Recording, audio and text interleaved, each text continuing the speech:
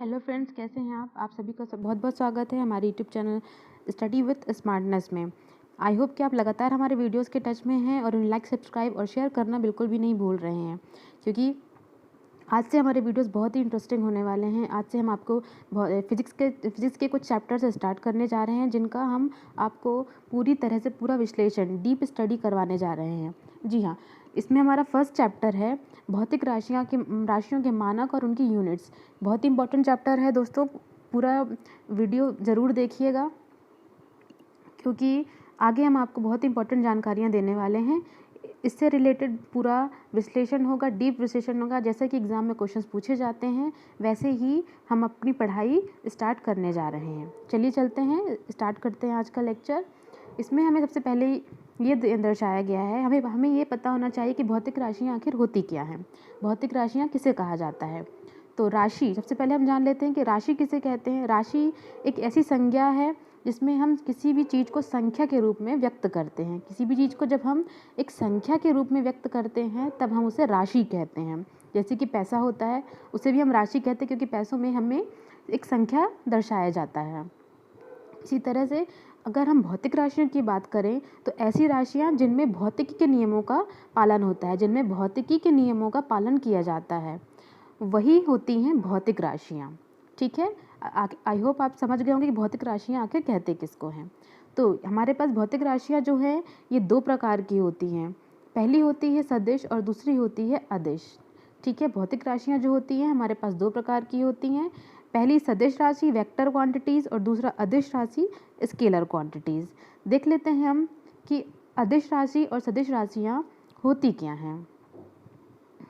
ठीक है, पहले हम देखते हैं कि अदिश राशि किसे कहा जाता है। जैसा कि नाम से स्पष्ट है कि अदिश, जिसमें दिशा ना हो, अदिश, जिसमें ऐसी राशियाँ जिसमें दिशा व्यक्त करने की आवश्यकता नहीं होती, केवल परिमाण की आवश्यकता होती है। परिमाण कहने का मतलब है उसकी मात्रा, क्वांटिटी। जी हाँ, अदिश राशियाँ ऐसी राशियाँ जिसमें हमें केवल मात्रा, उसका परिमाण या फिर उसकी क्वांटिटी व्यक्त करने की आवश्यकता होती है, जिसमें हमें दिशा बिल्कुल भी व्यक्त करने की आवश्यकता नहीं होती है। ऐसी राशियों को हम कहते हैं अदिश राशियाँ। ठीक है, इसके कुछ एग्जांपल्स देख लीजिए, क्योंकि हमारे एग्ज़ाम में जब भी क्वेश्चंस आते हैं, तो उसमें हमारे पास 4 ऑप्शन में से पूछा जाता है कि इनमें से कौन सी राशियाँ सदिश हैं और कौन सी राशियाँ सदिश नहीं हैं। तो हमें इसके लिए बहुत आवश्यक है ये जानकारी होना कि कौन सी राशियाँ अदिश हैं और कौन सी सदिश। एग्जाम्पल में देख लेते हैं हम कि समय, चाल, द्रव्यमान, घनत्व, तापमान, कार्य, आयतन, विद्युत धारा, ये सभी राशियाँ जो हैं ये अदिश राशियाँ हैं। देखिए, जब हम समय के बारे में अगर हम बात करें, तो जब हम समय पूछते हैं किसी से, तो हम उसे तो हमें जवाब 2 बजे उत्तर की ओर, 3 बजे दक्षिण की ओर, इस तरह से हमें समय की जानकारी नहीं मिलती। समय की जानकारी हमें सिर्फ परिमाण के रूप में प्राप्त होती है। उसी तरह चाल, द्रव्यमान और घनत्व के बारे में भी अगर हम बात करें, तो इसमें हमें दिशा बताने की बिल्कुल भी आवश्यकता नहीं होती है। कार्य, आयतन, विद्युत धारा में भी सेम चीज़ें हैं। आप इसलिए इन सभी राशियों को अदिश राशियों के अंदर रखा गया है। ध्यान से देख लीजिएगा इन सारी चीज़ों को, एग्ज़ाम में बहुत ही इंपॉर्टेंट है, कहीं ना कहीं इससे क्वेश्चन ज़रूर बनते हैं। चलिए, अगर पहला हो गया हमारा अदिश राशि, अब नेक्स्ट देखते हैं सदिश। जैसा कि नाम से स्पष्ट है, सदिश राशियाँ कहने का मतलब है जिसमें दिशा व्यक्त करने की आवश्यकता होती है, जिनमें परिमाण के साथ साथ दिशा भी होती है, जिनमें परिमाण के साथ साथ दिशा भी होती है। अगर हम परिमाण भी व्यक्त कर रहे हैं, तो उसके साथ हमें दिशा व्यक्त करना भी आवश्यक है। इसके एग्जाम्पल देखते हैं सदिश राशियों के। देखिए, सदिश राशियों के हमारे पास ढेरों एग्जाम्पल हैं। ध्यान से देखिएगा कि सदिश राशियों के हमारे पास ढेरों एग्जाम्पल हैं, लेकिन हमें सिर्फ वही देखने हैं जो हमारे एग्ज़ाम पॉइंट ऑफ व्यू से इम्पॉर्टेंट है। जी हाँ, एग्जाम्पल एक बार हम ज़रा जल्दी जल्दी पढ़ लेते हैं कि आखिर हैं कौन कौन सी, क्योंकि हमें एक बार रीड करना बहुत ज़रूरी होता है एग्ज़ाम के लिए। इन केस अगर हमारे पास ऑप्शंस हैं, तो हमारे दिमाग में कहीं ना कहीं क्लिक ज़रूर हो जाता है, अगर हमने एक बार भी उस चीज़ को पढ़ी होती है। तो फटाफट देख लेते हैं एग्जाम्पल सदिश राशियों के।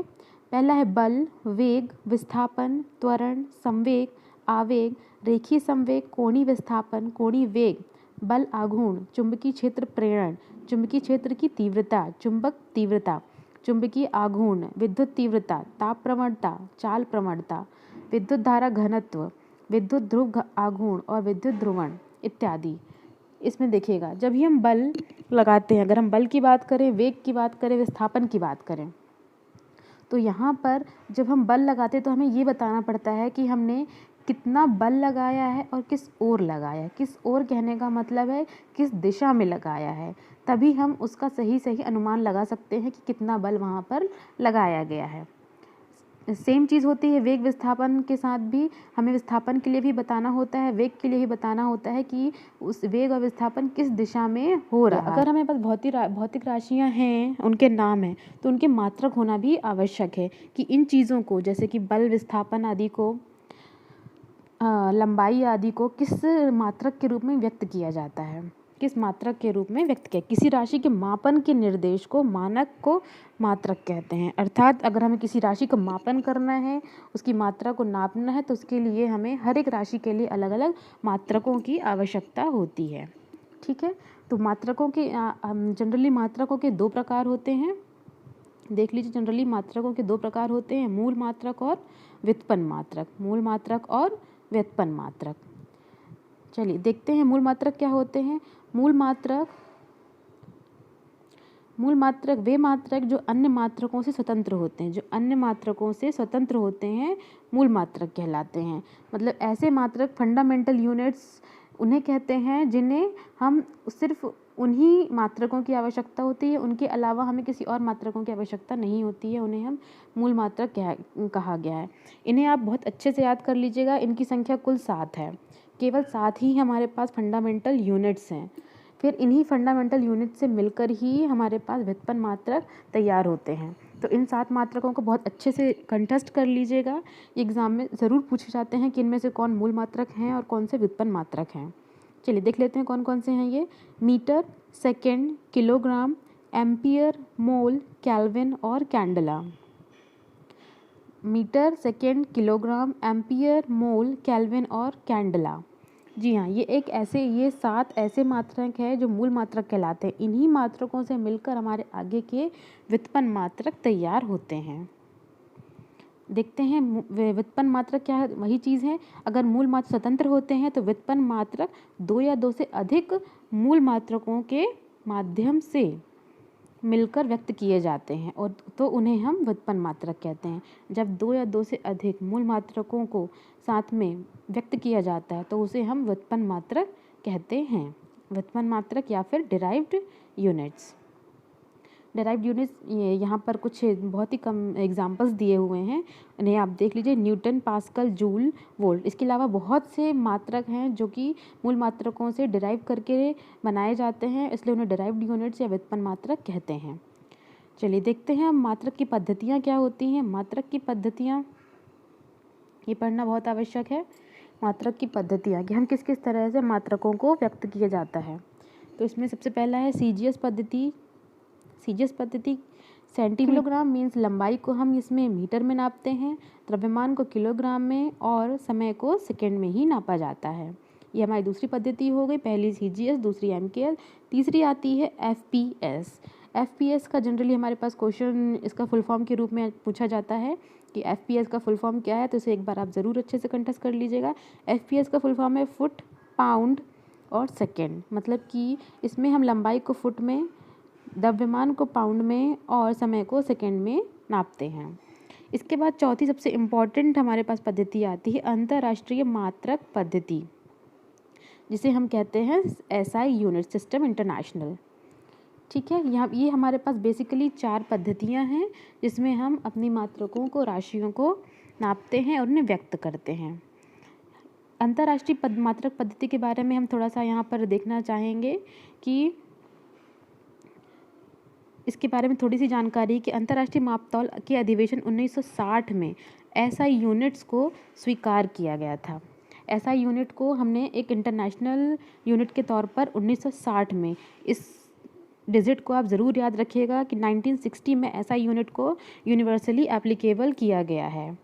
आजकल इस पद्धति का ही उपयोग किया जाता है। एसआई का पूरा नाम देख लेंगे, international system of units. International system of units. ठीक है, आगे चलते हैं। यहाँ पर हमारे लास्ट टॉपिक थोड़ा सा ही है, उसे देखते हैं। इसमें 7 मूल मात्रक और 2 संपूरक मात्रक होते हैं। इसमें कहने का मतलब है कि एसआई जो यूनिट है, एसआई यूनिट में 7 मूल मात्रक होते हैं और 2 संपूरक मात्रक होते हैं। जैसे हमने ऊपर देखा था मूल मात्रक और व्युत्पन्न मात्रक, वैसे यहाँ पर 7 मूल मात्रक होते हैं और 2 संपूरक मात्रक होते हैं। इन्हें भी याद करना बहुत ज़रूरी है, question point of view, exam point of view से ये भी बहुत इंपॉर्टेंट है। देख लेते हैं 7 मूल मात्रक कौन कौन से हैं। Metre, kilogram, second,